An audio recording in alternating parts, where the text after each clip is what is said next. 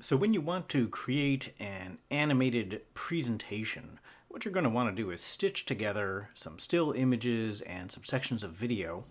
And nowadays, it's so nice that there are great video editing options out there. If you have a Mac, it usually comes with iMovie, and it's a very simple photo editing, video editing program. I have found a nice, very iMovie-esque video editor that works on Mac and PC, and it's called OpenShot Video Editor. It's a nice lightweight program, and it's free. We love free. So load that onto your computer. Now here's my OpenShot video editor here, and I'll show you iMovie next, just to indicate the differences. They're very similar. First of all, I'm going to go into full screen mode. Just when you're working on a laptop, it's awfully small, and so it's nice to have as much screen as possible. And basically, there are just a few parts of this interface here. There's a couple of buttons, okay? There are also some pull-down menus here that you can use. And then this is the bin here. This is where you put all of your files that you're going to load into your video. This is the preview window over here. It shows you, you can kind of play your video. And then down at the bottom is kind of the heart center. This is the timeline. And what you'll see is there are a couple of different tracks on the timeline. And you can basically drag your still images, your videos, and even titles onto these different tracks. And depending on where you put them, if it's a title, you can overlay a title with some kind of video that's in a different track, and they'll show up at exactly the same time. And same with music. The music can play while the video goes on. So let's add some files. I could drag and drop, but having such a small screen, I think I'm just going to use the Import Files button. And you can see I have a bunch of files here, and I could collect them one by one, or I could just select them all. And I have a bunch of images, also some PNG files and some JPEGs, and then 2 sections of video. And they all pop nicely into my little bin here. Then I can also add in, if I want to create some titles, I could have created those using other programs, Photoshop, Illustrator, InDesign, whatever it is that I feel like. But you can also create them right here. And there are a few fun ones in here. I'll just go to Title, and then just Title, not animated title. The animated titles, by the way, are things like the crawl that you see at the beginning of Star Wars. Those you'll need a little bit more advanced software than we have right now.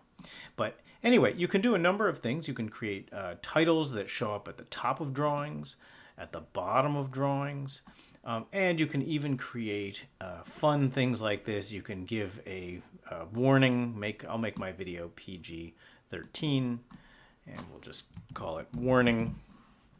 And you can even give it fun titles and things like that. So if you click Save, it puts that into your little bin. And I'm going to add in some other titles here. Maybe I'll make a title for some of the different parts of my project.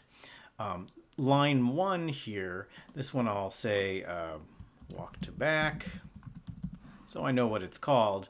But then I'll call the title, what I want to show up here in my video is walk to the back of the cafe. And you can change the font, the text color, all that kind of good stuff. There we go. Ah, that's better. Click Save, and then it shows up here in your bin. And you can create a number of these different titles for different parts of your project. So we're ready to just start composing. And all you do is you drag in images from your bin or videos right into your timeline. And you can zoom in and out onto your timeline just using these plus and minus options. Now each still image can be dragged back and forth. And then you can actually shorten the still ones down as short as you want. 5 seconds is probably plenty. In fact, maybe even 4 is just fine. And then I'm going to drag in my title. And again, you don't want it to be too long. We don't want to overdo it here. And then I can drag in my video section. Now I think what I'm going to start with is my looking around the front of the store. So I'm just going to grab that video and drag it in. Now you can see it drops it right here in line in my project. Okay, and it is longer obviously than the other videos because this is the time that was set when we exported it from Inkscape. Now, what if I want a title to go along with that? Well, I can just add the title by dragging it from the top here and place it right over the image. Now, if you're wondering what does that look like, well, as I drag my slider down, I'll just click play, you can see that it says the title right here above the bottom portion of my cafe. And if I want that to play while I'm looking around, let me just hit pause here, I can stretch out that title to fit whatever I want. If you want something to go away, you can just delete it and slide the objects around. It's really pretty easy. Maybe I'll leave that back in there though. And then you can continue. I've got my looking back and forth. I think I'll break it up by putting in some plan information here. Again, make sure it snaps so that you don't have any gaps. Snaps, reduce the gaps. Add in titles as you see fit. Maybe I'll add in a transverse section. You know, I think I want to put the reflected ceiling plan in there first. I'll drag those in. So I'll continue to do this, dragging in still views, and I will also drag in more video views and put in titles over each section.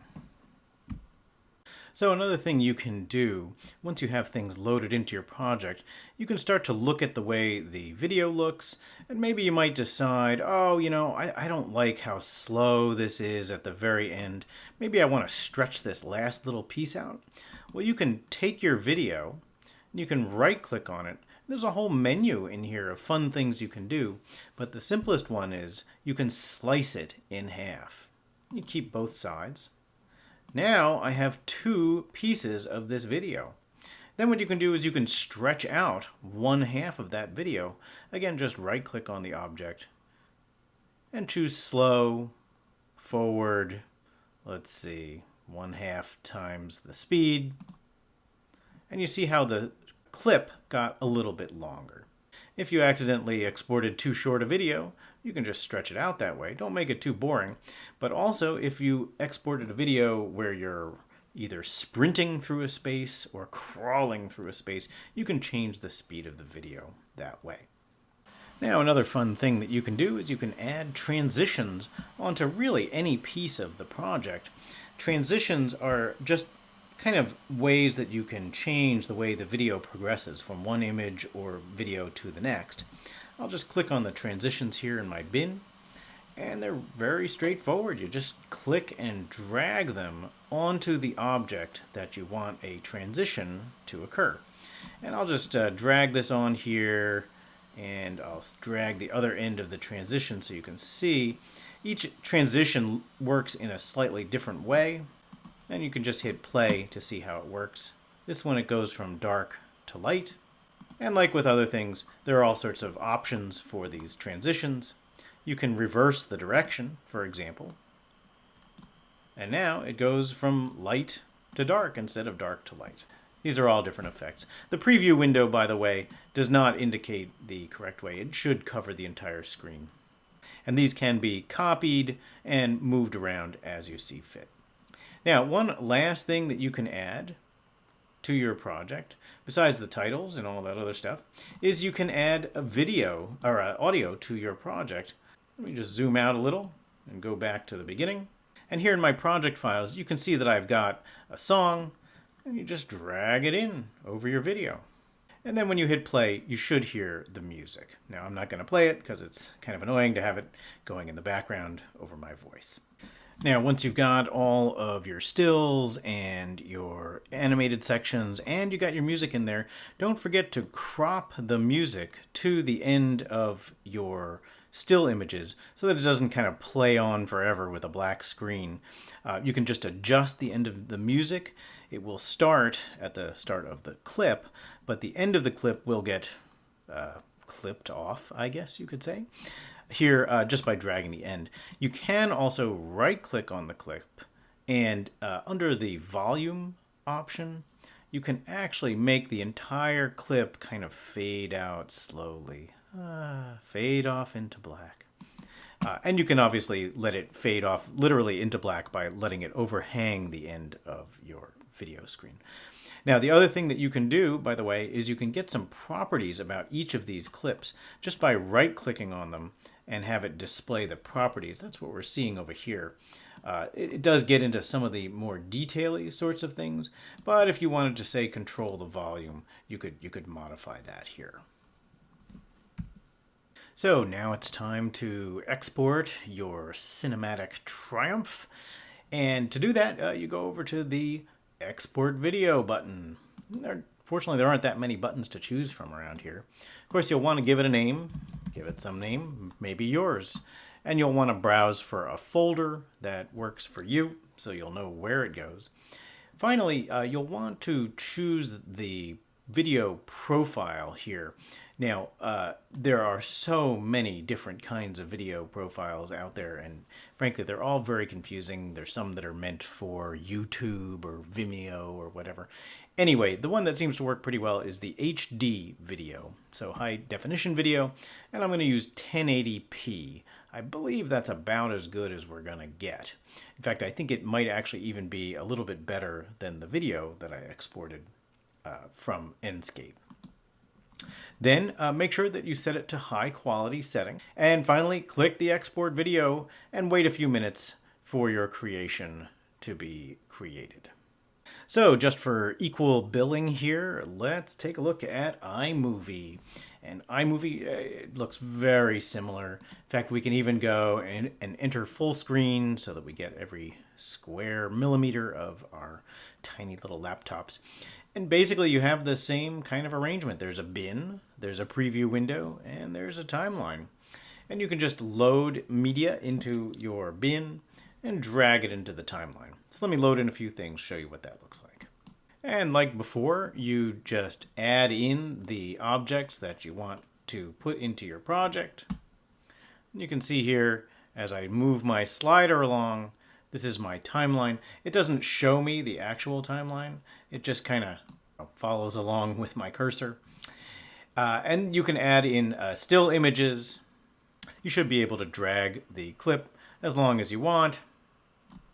Finally, you can take your music file and you can drag it down to the bottom here where the music tray is.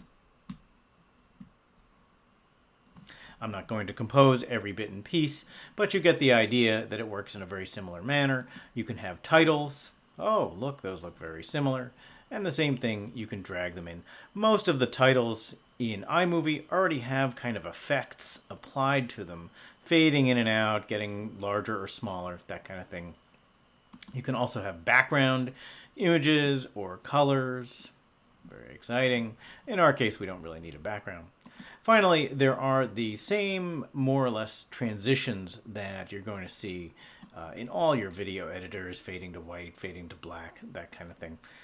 Just click and drag the transition onto your project to see what it looks like. Now, how do you export this movie? You just click the Share button. And there are a number of options, just like the other movie editing program. But this case, I'm going to choose File. And it gives you some options for the resolution. In our case, 1080p is great. And high quality, of course. The other thing is you can choose faster or better quality. Let's go with better quality and see how we go. I click Next and browse to save your file in whatever location you intend. To get this absolutely gigantic file to me, probably the easiest thing to do is upload it to your Google Drive and then share it with me in Google Drive.